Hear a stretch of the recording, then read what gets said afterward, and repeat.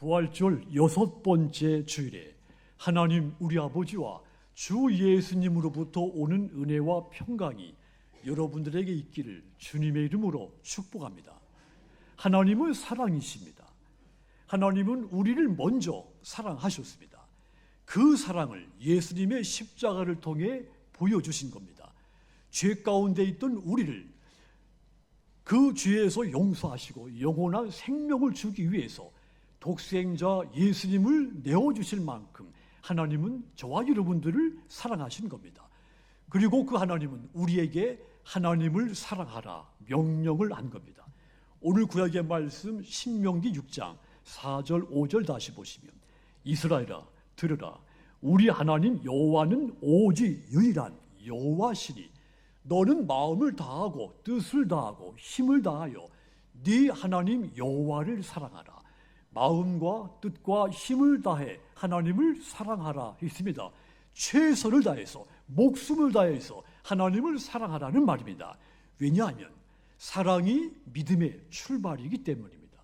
신명기 6장 이 말씀은 이스라엘 백성들이 광야 40년 끝자락에 이제 약속의 땅 가나안에 들어가기 직전에 주신 말씀입니다.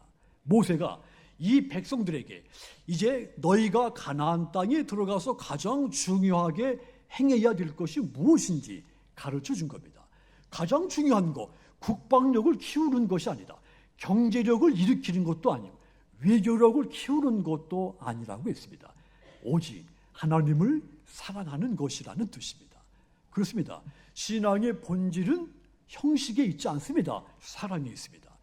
그래서 예수님께서도 이 말씀을 가장 크고 첫째 되는 계명이라고 말씀하신 겁니다. 마태복음 22장 37절 38절 보시면 예수께서 이르시되 네 마음을 다하고 목숨을 다하고 뜻을 다하여 주 너희 하나님을 사랑하라 하셨으니 따라합시다. 이것이 크고 첫째 되는 계명이다. 아멘. 우리에게 중요한 것 하나님을 사랑하는 것이라고 했습니다. 신앙의 모든 시작이 하나님을 사랑하는 마음에서 출발하기 때문입니다. 그래서 사랑이 없으면 예배가 형식이 되죠. 사랑이 없으면 순종도 무거운 짐이 됩니다. 사랑이 없으면 우리가 힘써 봉사하지만 그것이 의무감이 돼버리죠. 하지만 사랑하면 달라집니다. 사랑하면 예배가 달라지고 나의 봉사하는 마음이 바뀝니다. 하나님을 사랑하면 하나님의 말씀에 내 삶을 비춰지게 됩니다. 내 신앙생활이 바뀌는 것입니다. 요한일서 5장 3절 보시면 하나님을 사랑하는 것은 이것이니 우리가 그의 계명을 지키는 것이다. 그의 계명들은 무거운 것이 아니로되 그랬습니다. 하나님을 사랑한다는 것은 말에 있지 않다는 뜻입니다. 그분의 말씀, 그분의 계명을 지키는 그 순종으로 나타나는 것이다. 이런 말입니다. 그렇다면 여러분, 우리가 예수님을 사랑하는 사람이 되면 내게 어떤 변화가 일어납니까? 내가 주님을 사랑하면 가장 먼저 주님의 말씀을 지키게 됩니다. 반대로 내가 주님을 사랑하는 마음이 없으면 주님의 말씀이 귀에 들어오지 않습니다. 요한복음 14장 23절 보시면 예수께서 대답하여 이르시되 사람이 나를 사랑하면 내 말을 지키리니 내 아버지께서 그를 사랑하실 것이요 우리가 그에게 가서 거처를 그와 함께 하리라. 앞부분에 나를 사랑하면 내 말을 지킨다. 예수님을 사랑하는 사람 예수님의 말씀을 지킵니다. 그렇습니다. 우리는 누군가를 사랑하면 그의 말을 가볍게 여기지 않습니다. 그가 그를 사랑하면 그가 한 말을 마음에 담고 그 말뜻을 끊임없이 되새기고 되새기죠. 우리 신앙이 이와 마찬가지입니다.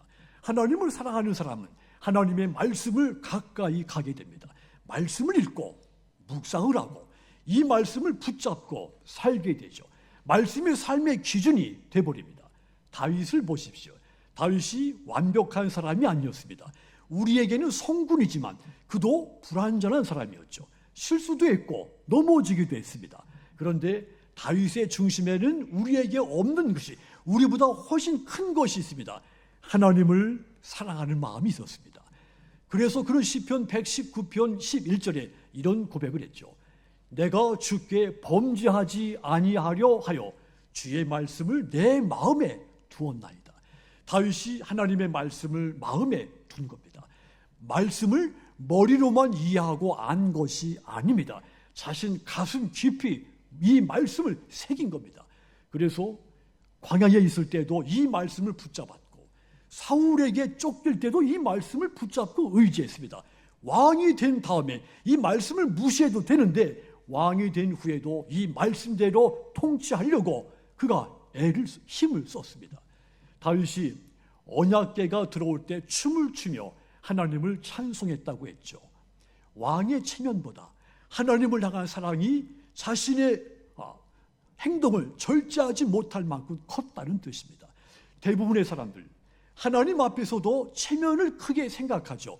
하나님을 사랑하는 사람은 하나님 앞에 체면을 가리지 않고 자신의 이 하나님을 향한 이 뜨거운 절제되지 않는 것을 표현을 하게 됩니다.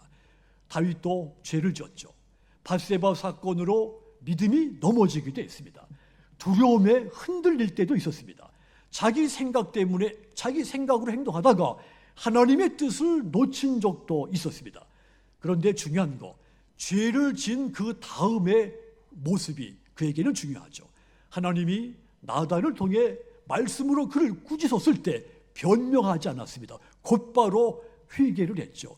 지체하지 않고 무릎을 꿇고 회개하라는 하나님의 말씀을 듣고 즉시 회개를 한 겁니다. 그렇습니다. 하나님을 사랑하는 사람, 넘어져도 다시 말씀으로 돌아옵니다. 주님을 사랑하면 말씀을 지키려고 노력하게 되는 겁니다. 삭개오를 보십시오. 그는 세리장이었습니다. 세리장으로서 다른 사람의 세금을 속여서 뺏고 자기 욕심을 가득 채우던 사람이었죠. 타인에게 손가락질 받는 인생이었습니다. 그런데 그가 예수님을 만난 다음에 생각이 바뀌었습니다. 예수님이 그의 집에 들어갔을 때 그가 이렇게 고백했습니다. 누가복음 19장 8절에 보시면 삭개오가 서서 주께 여짜오되 주여 보시옵소서, 내 소유의 절반을 가난한 사람들에게 주겠사오며 만일 누구의 것을 속여 빼앗은 일이 있으면 네 갑절이나 갚겠나이다. 삭개오, 예수님을 만나기 전에는 돈을 사랑하던 사람이었죠. 주님을 만난 다음에는 주님을 사랑하기 시작했습니다. 자신의 소유 절반 가난한 사람에게 주겠다, 속여 뺏은 거 4배 갚겠다고 했죠. 이 말은 이 삭개오가 단순히 부끄럽고 미안해서 한 말이 아닙니다. 이 말은 구약의 율법과도 구약의 말씀과도 연결되어 있습니다. 출애굽기 22장에 보시면 도둑질했거나 남에게서 뺏은 것에 대해서 여러 배 배상하도록 하는 말씀 규정이 있습니다. 삭개오가 이 하나님의 말씀대로 회복하려고 노력을 한 겁니다. 자, 그러니까 이 삭개오의 변화, 단순히 감정적인 윤리적인 변화가, 양심의 변화가 아닙니다. 하나님을 사랑하고 이웃을 사랑하라, 이 계명을 그의 삶 속에 실제로 표현을 한 겁니다. 진짜 사랑은 반드시 삶의 변화를 통해 드러나야 됩니다. 성도 여러분, 말씀을 지킨다는 것, 성경을 읽는 수준, 그런 뜻으로 말하는 것이 아닙니다. 말씀대로 살려고 몸부림을 치는 것을 뜻합니다. 용서해라, 그러면 용서하기 위해서 몸부림을 치는 것. 사랑하라, 그러면 사랑하기 위해서 몸부림을 치는 겁니다. 정직해라, 정직하기 위해서 몸부림을 치는 것이 말씀대로 사는 겁니다. 그렇다면 여러분은 하나님을 사랑하십니까? 나를 위해서 십자가에서 죽으시고 부활하신 주님을 사랑하십니까? 그렇다면 여러분, 예수님을 사랑하시는 여러분, 가정의 달 5월달 자녀들은 에베소서 6장 1절 말씀처럼 주 안에서 부모님의 말에 순종하시기 바랍니다. 부모들 또한 에베소서 6장 4절 말씀같이 자녀를 노엽게 하지 말고 주의 말씀으로 자녀들을 양육하시기를 바랍니다. 하여 이 말씀으로 말미암아 여러분 가정마다 주 안에서 기쁨과 평안과 행복이 넘치게 되기를 주님의 이름으로 축복합니다. 또한 우리가 주님을 살아가면 내 안에 어떤 변화가 일어날까요? 성령께 순종하게 됩니다. 반대로 내가 주님을 사랑하지 않으면 성령이 나를 깨우쳐 주어도 그 길을 따르지 않습니다. 요한복음 14장 16절 보시면 내가 아버지께 구하겠으니 그가 또 다른 보혜사를 너희에게 주사 영원토록 너희와 함께 있게 하겠다. 예수님이 제자들에게 약속한 겁니다. 내가 떠나간 다음에 성령이 영원히 너희와 함께 하시도록 하겠다고 약속해 준 겁니다. 여러분, 우리는 저도 목사지만 저도 단점이 많고 연약합니다. 해서 하나님의 말씀을 끊임없이 망각을 합니다. 그런데 성령이 내 안에 임재하셔서 다시 말씀을 가르쳐주고 생각나게 해줍니다. 그래서 주님을 사랑하는 사람은 성령님의 음성을 귀를 기울여야 되는 겁니다. 바울을 보십시오. 바울은 선교에 대한 계획이 분명한 사람이었습니다. 열정도 뜨거운 사람이었죠. 그런데 자기 생각대로 자기 계획대로 행동하지 않은 사람이었습니다. 사도행전 16장에 보시면 이 바울이 신라와 함께 여러 지역을 다니면서 복음을 전하고 있었죠. 바울에게 분명한 선교 계획이 있었다고 했습니다. 그 계획 가운데 하나가 아시아에 가서 복음을 전파하는 겁니다. 아시아 선교하는 것이었습니다. 그런데 16장 6절 보시면 함께 읽겠습니다. 성령이 부르기아와 갈라디아 땅으로 다녀가 그랬습니다. 성령이 아시아로 가려고 하는 바울의 길을 막은 겁니다. 여러분, 바울이 지금 하려고 하는 것, 복음을 전하는 일입니다. 분명 선한 계획이죠. 그런데 성령이 아시아에서 말씀 전하지 못하게 막은 겁니다. 그래서 바울이 이번에는 비두니아로 가서 복음 전파하려고 했습니다. 그런데 이번에도 예수의 영이 이를 또 막았습니다. 결국 바울과 일행이 무시아를 지나고 드로아로 내려가게 되었고 그곳에서 밤중에 마게도냐 사람의 환상을 보게 되는 겁니다. 환상 가운데 마게도냐 사람 한 명이 바울 앞에 서서 마게도냐로 건너와서 우리를 도와주십시오. 이렇게 간청하는 환상을 보게 된 겁니다. 바울, 이 환상을 보자마자 즉시 순종했습니다. 자신의 계획, 오랜 동안 준비한 그 계획을 포기하고 성령이 열어주시는 새 길로 마게도냐로 건너간 겁니다. 여기에 중요한 것이 있습니다. 바울이 인정했다는 표현입니다. 사도행전 16장 10절 보시면 바울이 그 환상을 보았을 때 우리가 곧 마게도냐로 떠나기를 힘쓰니 이는 하나님이 저 사람들에게 복음을 전하라고 우리를 부르시는 줄 따라합시다. 인정함이로라.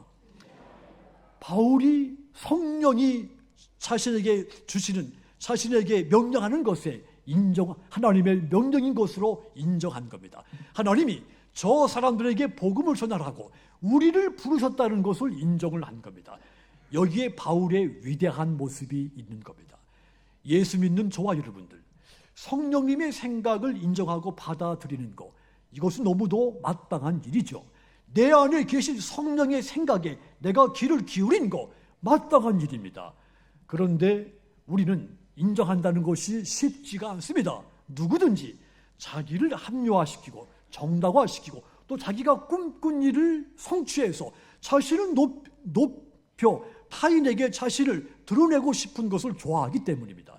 그런데 바울, 하나님의 뜻을 인정하고 성령이 지시하는 곳으로 자기 생각을 포기하고 성령이 지시하는 곳으로 갔습니다.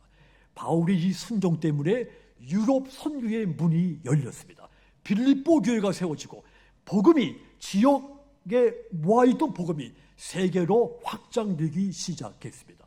여러분, 우리도 내 생각, 내 계획만 붙들 것이 아니라 내 안에 음성 주시고 내 안에 깨우침을 주시는 성령의 인도하심에 귀를 기울여야 됩니다. 믿음은 이해한 다음에 순종하는 것이 아닙니다. 하나님을 신뢰하기 때문에 이해가 되지 않는데, 인정하기가 힘든데, 그런데 순종하는 것, 이것이 믿음입니다. 아브라함, 어디로 가야 할지 모르겠는데 하나님이 가라고 했을 때 갔습니다. 노아, 비가 오지 않는 날씨인데 방주 지으라고 했을 때 그냥 방주를 지었습니다. 바울, 이유를 다 알 수 없었는데 성령이 인도하는 대로 따라갔습니다. 성령은 지금도 똑같이 저와 여러분들에게 말씀합니다. 기도해야 할 때 기도하라고 말씀하시죠. 내가 누군가가 미운 마음이 클 때 용서하라고 말씀해 줍니다. 욕심을 붙잡고 있을 때 그거 내려놓으라고 말씀합니다. 위면하고 보기 싫은 사람이 있을 때 그를 사랑하라고 말씀합니다. 때로는 말씀을 통해, 때로는 양심의 찔림을 통해, 때로는 예배를 드리다가 우리를 깨우쳐 우리로 하나님의 뜻으로 인도를 하시는 겁니다. 이렇게 성령께서 우리를 인도하실 때 그대로 순종하고 따르는 것, 이것이 주님에 대한 사랑, 예수님 하나님에 대한 사랑의 표현인 겁니다. 그러므로 여러분, 주님을 사랑한다면 오늘도 성령의 음성 앞에 내 경험, 이성을 내려놓고 기쁨으로 순종하도록 하십시오. 내 뜻과 계획보다 하나님의 뜻과 계획을 앞세우시기 바랍니다. 오늘도 성령님이 인도하는 대로 이유를 묻지 않고 순종하시기 바랍니다. 그리하여 순종하는 여러분들을 통해 크고 놀라운 하나님의 계획, 내가 계획했던 것보다 더 위대한 하나님의 계획이 이루어지게 되기를 주님의 이름으로 축복합니다. 또한 내가 주님을 사랑하면 내게 어떤 역사가, 변화가 일어납니까? 하나님이 나와 동행해 주시기 시작합니다. 하나님이 나와 함께 해 주시기 시작하는 겁니다. 요한복음 14장 23절 다시 보시면 예수께서 대답하여 이르시되 사람이 나를 사랑하면 내 말을 지키리니 내가 내 아버지께서 그를 사랑하실 것이요 우리가 그에게 가서 거처를 떠납시다. 그와 함께 하리라. 주님을 사랑하면 내가 말씀대로 살아가는 사람이 되는데 그때 하나님이 나와 함께 하시겠다는 약속인 겁니다. 하나님이 우리와 함께 하시고 내 안에 거하신다는 것, 이것은 내 인생에서 가장 큰 축복입니다. 인생에서 큰 축복, 돈이, 건강이 아닙니다. 그것도 소중하지만 그 이전에 하나님이 내 인생 속에 함께해 주시는 것입니다. 바울과 실라, 복음을 전파하다가 감옥에 갇혔죠. 억울하게 매도 맞고 발에는 착고가 채워졌습니다. 몸이 피투성이가 됐죠. 상황이 절망이 됐습니다. 그런데 바울과 실라가 원망하지 않았습니다. 사도행전 16장 25절 보시면 한밤중에 바울과 실라가 기도하고 하나님을 찬송하며 죄수들이 듣더라 했습니다. 감옥에서 찬송을 한 겁니다. 어떻게 감옥에서 찬송할 수 있었을까? 하나님이 함께 한다는 확신이 있었기 때문이죠. 그들이 환경을 보지 않고 우리와 함께 하시는 하나님을 본 겁니다. 하나님이 보내신 일인데 왜 이런 일이 생깁니까?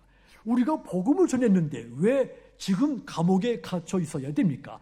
충분히 환경 보고 낙심할 수 있었습니다. 그런데 이들 감옥에 갇혀 있고 착고에 처해 있는 자신들의 환경 보지 않고, 그렇지만 지금도 우리와 함께 하신 하나님, 그분을 바라본 겁니다. 자기들이 감옥에 갇혀 있어도 하나님의 계획은 감옥에 갇혀 있지 않다는 것을 믿은 겁니다. 그 하나님, 그 감옥 속에서도 큰 일을 준비하셨죠. 옥문이 열렸습니다. 간수가 회개했습니다. 그의 가정이 구원받았습니다. 바울과 실라가 겪는 고난이 영혼을 살리는 통로, 도구가 된 겁니다. 여러분, 하나님이 함께 하시면 광야도 은혜의 장소가 됩니다. 하나님이 함께 하시면 크고 놀라운 일들, 상상하지 못한 일들 체험하게 됩니다. 어떤 상황 속에서도 하나님이 함께 하시는 삶은 가장 축복된 삶이 됩니다. 그렇다면 혹여 지금 환경을 바라보다가 낙심하고 있지는 않습니까? 하나님이 함께 한다는 사실을 망각하고 있지는 않습니까? 여러분, 하나님은 하나님을 사랑하는, 주님을 사랑하는 여러분과 함께 계십니다. 이 사실을 기억하시고 그분만 바라보시기를 주님의 이름으로 부탁을 드립니다.